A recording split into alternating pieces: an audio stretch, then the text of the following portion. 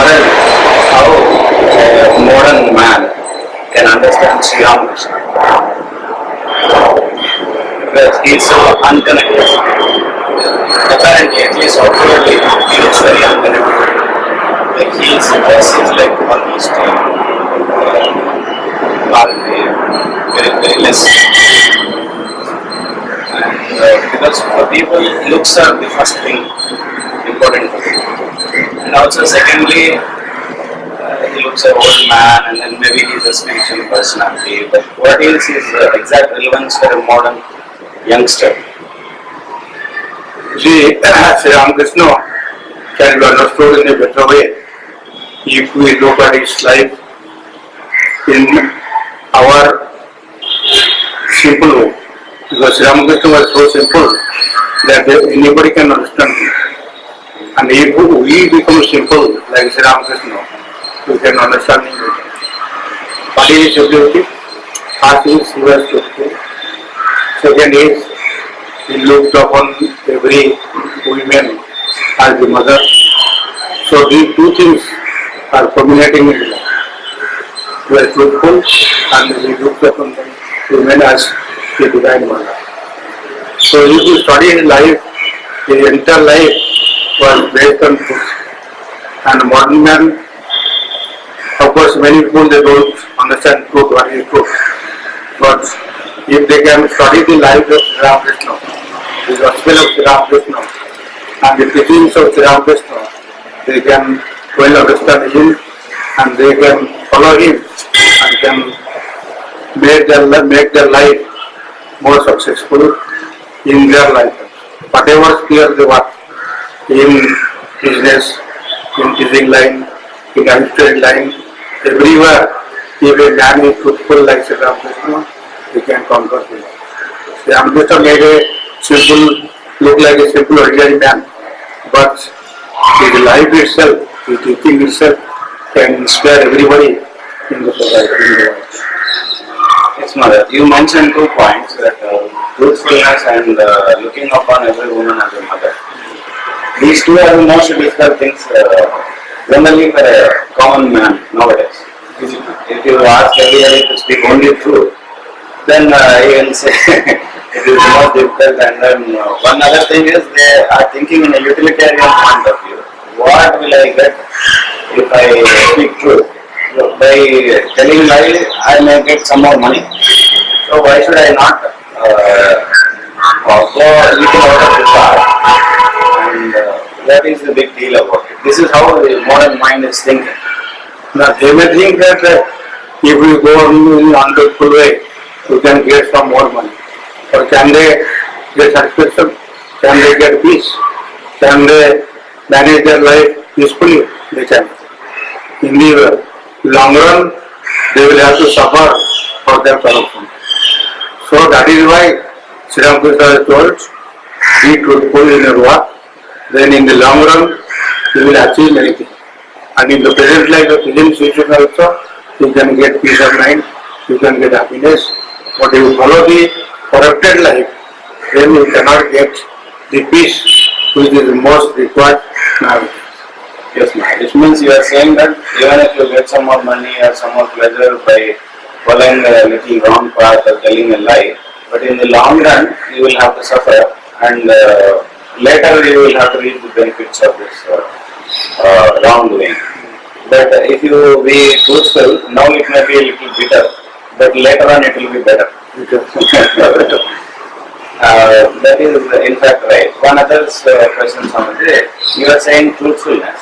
Now, is truthfulness, does it mean that telling only truth or not telling lies, or is there any other further deeper meaning in following truth?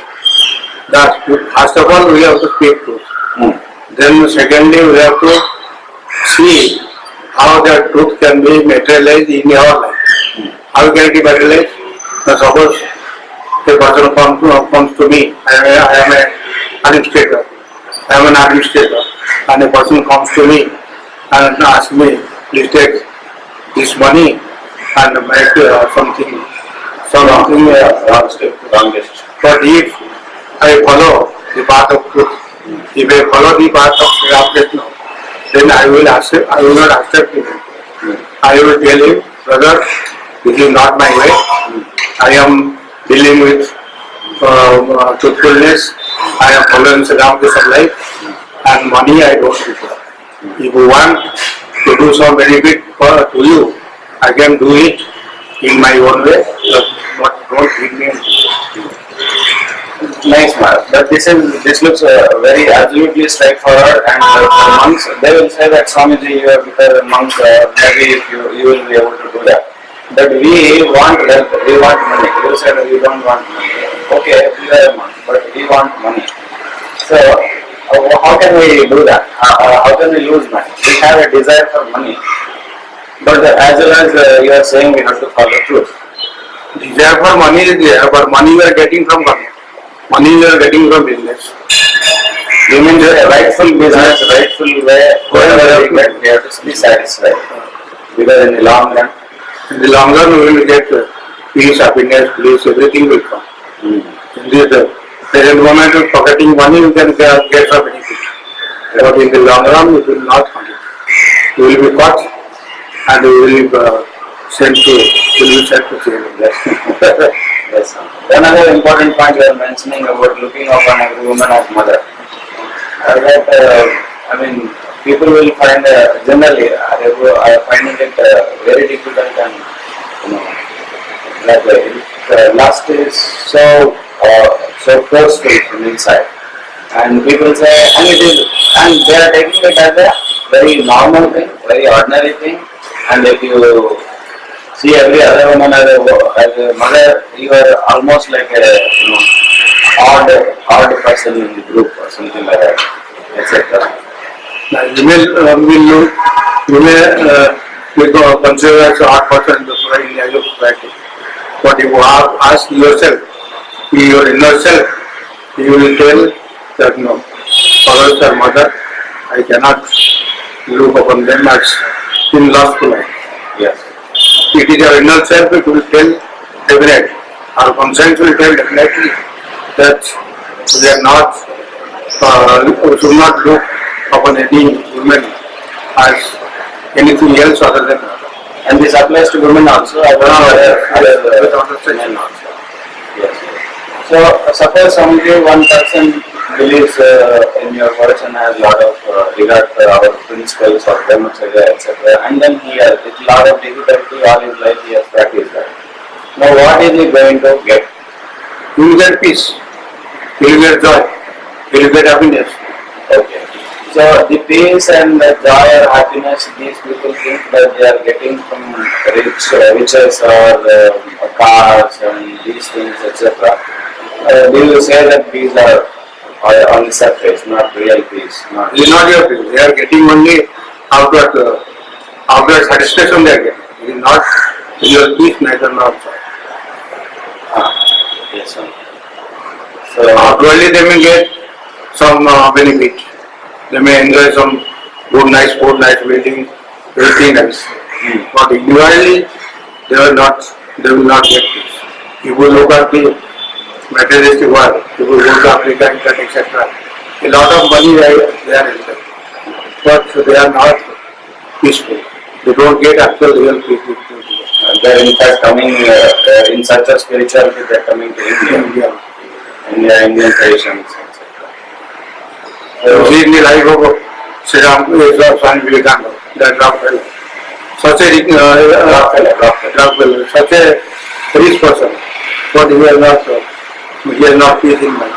He came to Swamiji, and Swamiji showed him the proper way, and he became a great charitable man. Yes, sir. If you have even more money and can get one peace and joy, but he could not. Yeah. He wanted to commit suicide. Yeah. Why? He has to enough. Money cannot give also real peace and happiness. Yes. So why should actually any person, any common man or etc. Take to spirituality? Is it because of the fear of death or fear of hell? Or no, not fear of it. If he thinks that because of death, because of hell, I will take the spiritual life, he is wrong. Spiritual life is it is our inborn tendency to be spiritual. But in some way, due to some ignorance, we are not following it. Actually, we are born from God, so we will go to God. In between this ignorance, this Maya plays vital role. That is why we are going to go down. But it is our ignorant nature. Some are told you are potentially divine. Your nature is divine.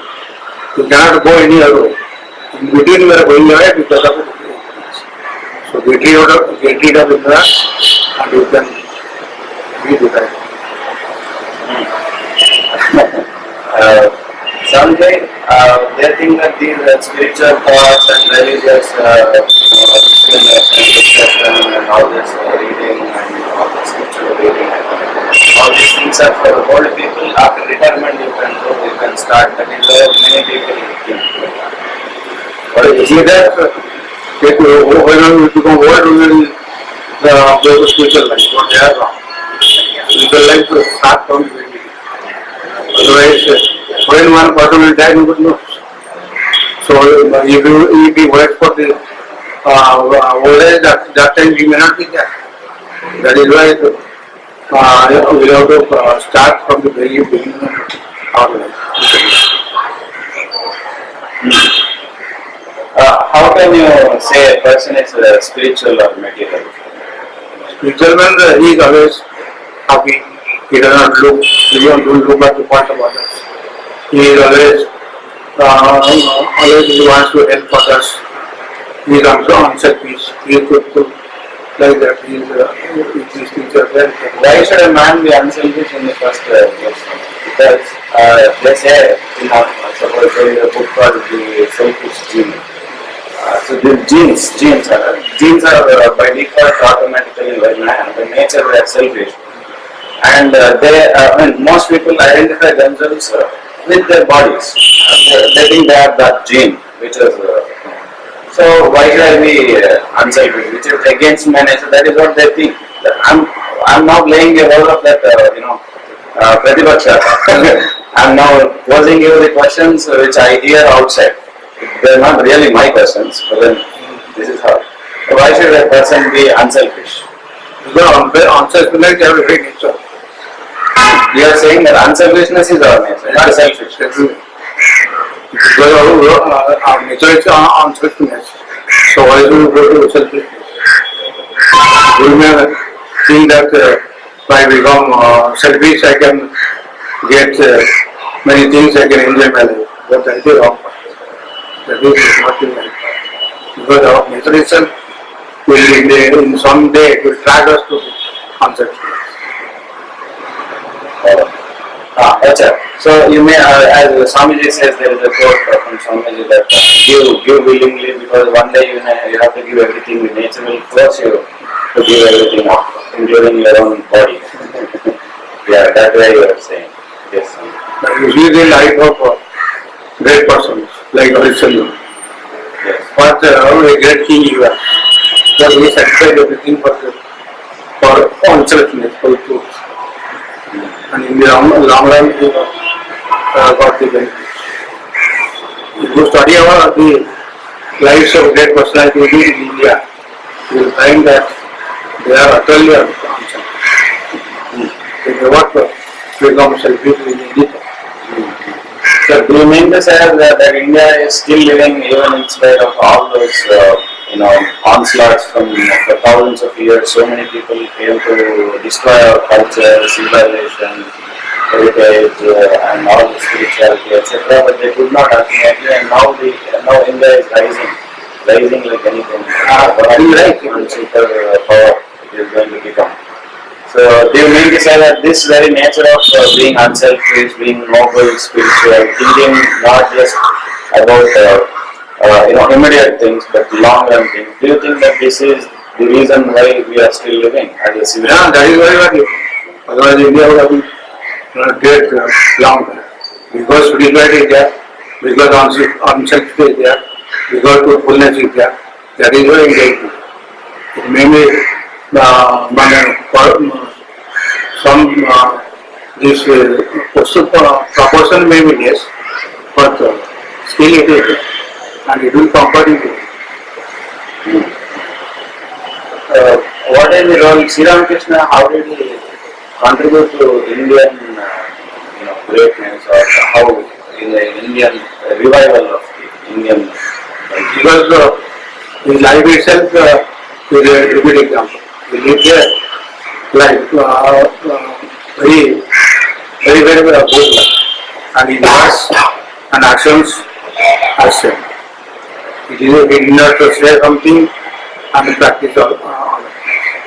The life is a great example for us, for all the people in the world.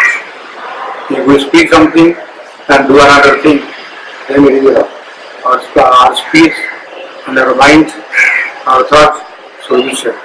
And that is why Sri Ramakrishna was so much praised. He told that I shall not touch money. And actually, when Swami tested him, he was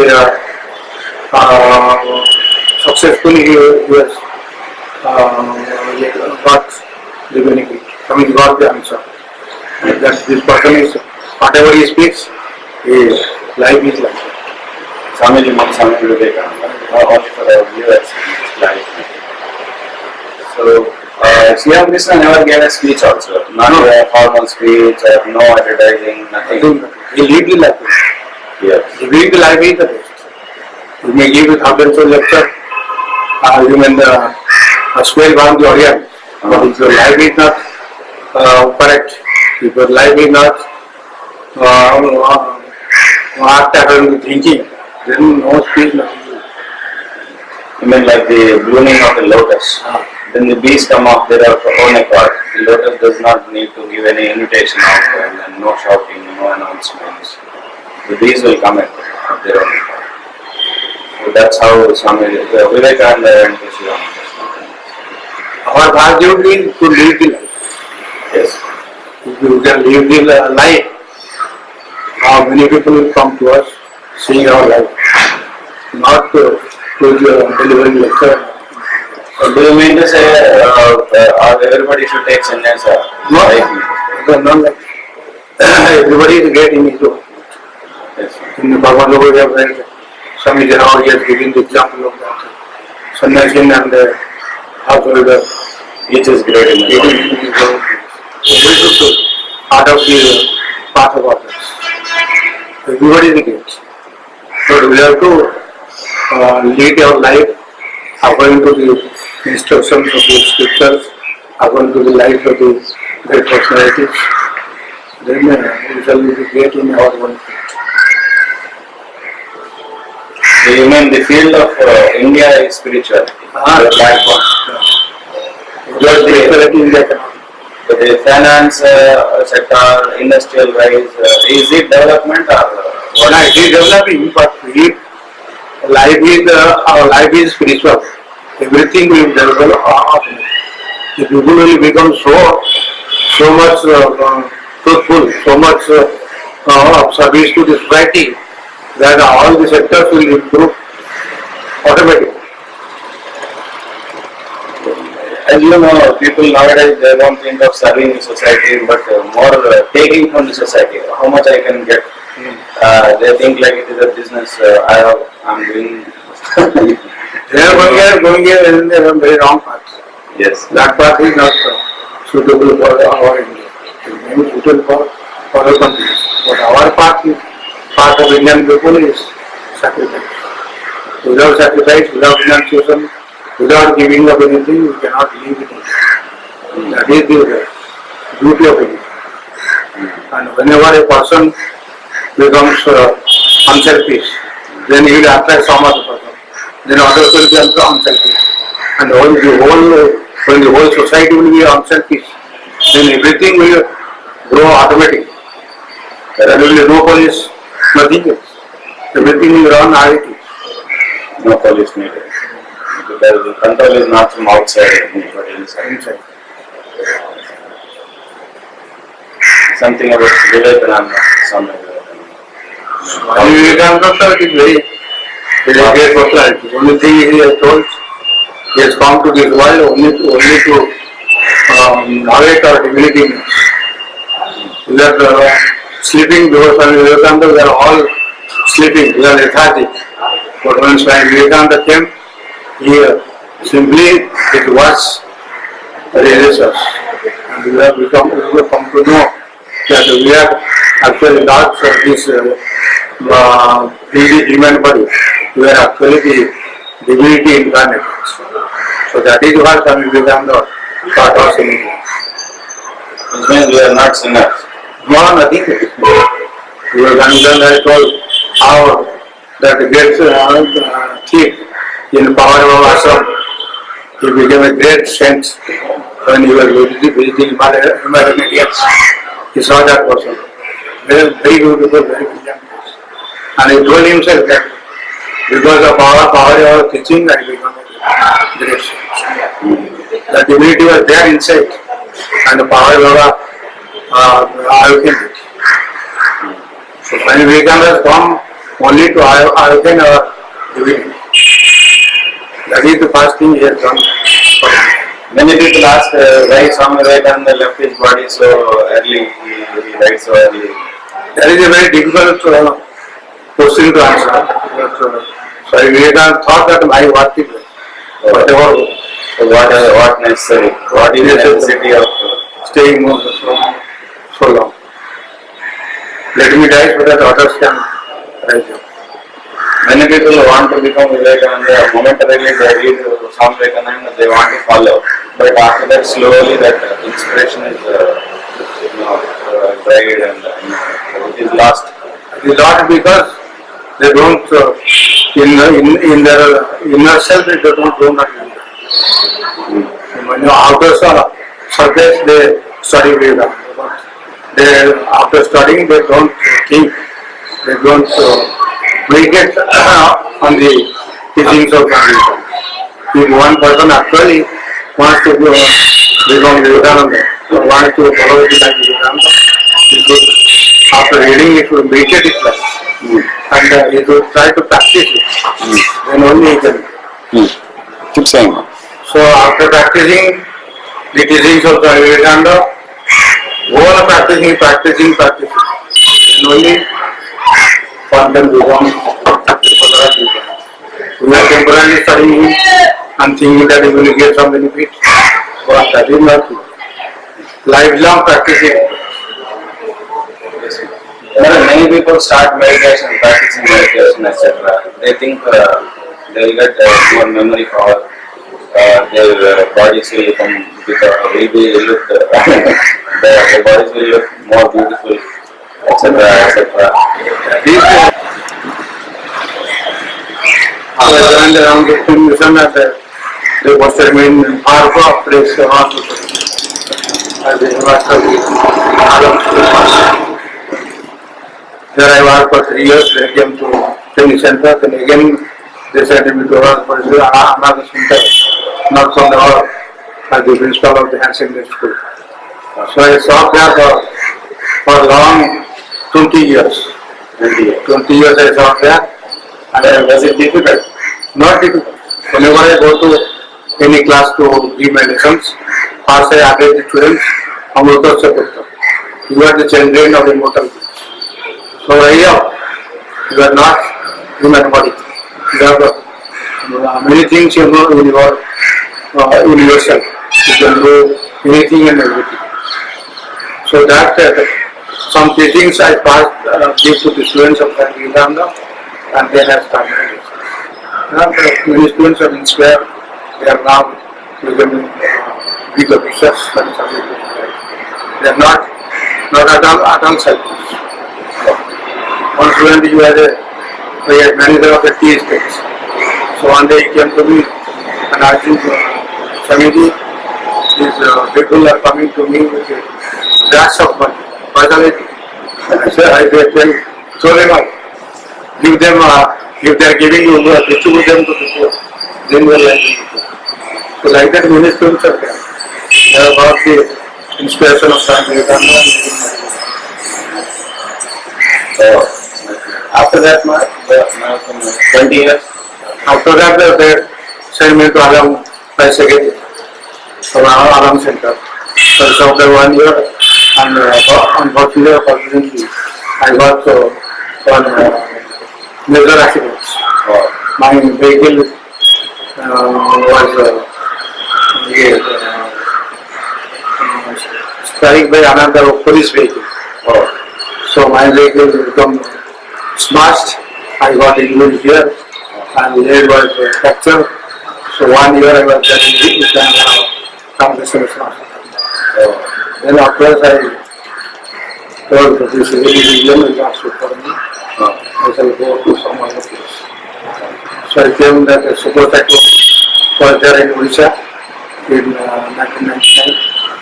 There I did work. Then afterwards I told I will not become the secretary, I will work in simple. From since last 10 years I am working in Shillong as an assistant. Yes, Maharaj. Very long. Maharaj, you said you met with an accident, you had to be in the hospital for about 1 year, etc. Some people many people outside think that Swami means they have miracles, they have all these things will not touch them, disease, etc. What is this idea about monasticism? They may think, but we will have to see his body has come, as Maharaj told, we will have to give tax for people. So with these sufferings, we will have tax. So some tax we will have to give, so how do we give tax? So human element will always be there. Of course we are human. So still we are trying to come out of that humanness and then grow out of that, outgrow human nature, and then be divine. So when I was in the hospital in the bed chair sleeping, always thinking this same thing about the mother. Your body, your form here, it will be, you will touch, you will suffer, but don't bother about it. You will in yourself. So thinking these things, I am always happy.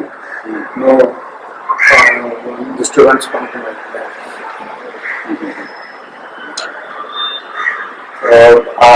Did you feel any time that you missed out some portion, some dimensions of life, etc.? Nothing. You are very happy. Very happy, and I am already in a blissful state. Whatever Mother forced me, I can go there. One small incident I could tell and change. That is, when I was posted to Alam, I was there newly joined. Only 3 or 4 months I was there in Gulmarg, then sent me to Alam. So that time in 1974, Alam was such a place that it is very much difficult to go there. Only one train is there from Guwahati to go to some place near Alam. Near means 150 kilometers away. So one train and one connecting bus is there. You meet that bus, then you will come. So when I went there, it was evening and that bus is late. So what shall I do? Nothing is there, only one hotel is there and it is very dirty. So I was just roaming on the roads. What shall I do? Before my leaving for Alam, my Guru Swami Sudarshanananda, they told me, never fear, always remember Mother. She will always help you. So the tears I cried, Mother, what shall I do? Then like that I was roaming for 10 or 15 minutes. Then suddenly one jeep came and he asked me that in that region everybody is called Swami. But my son is Swami is the Swami is why are you coming here? Where will you go? I shall go to Alam, Ramakrishna Mission. Oh, my baby is there. Come with me. I said, will you take me? Yes. So he takes, that time it will take 8 hours for that part. 150 kilometers heavy area going. At night. Yes. So I reach there in the morning, early morning. So I go and tell to the Mouse Pata, There were some Godwan there, the secretary there, he was not there. Okay. Or these are only, these are many of Yes. the new monkeys were there. So he cordially received me and I told him that this gentleman has brought me from Mala. So from Sulapata. So he offered him some tea and he told no, I will go away. Then I offered him some money, take some money. No, I don't want that. He said, this I will not give it. So he left and went away. Then afterwards I did not find that person, that jeep and that person I did not find. Of course I forgot to note the number, but that number I thought it is the grace of the mother and It is very rare very in that place. the grace of the mother and blessings of my Guru. Thank you, sir. Thank you, Maharaj. Thank you for giving us so much time. Many questions you answered. The questions I posed are generally I hear from students, various common men. What I thought is senior members of Ramakrishna order, if they can clarify on some of these points, people will be happy. The Guru actually surrender to the higher power. Then everything will be fine. Thank you. Thanks for that.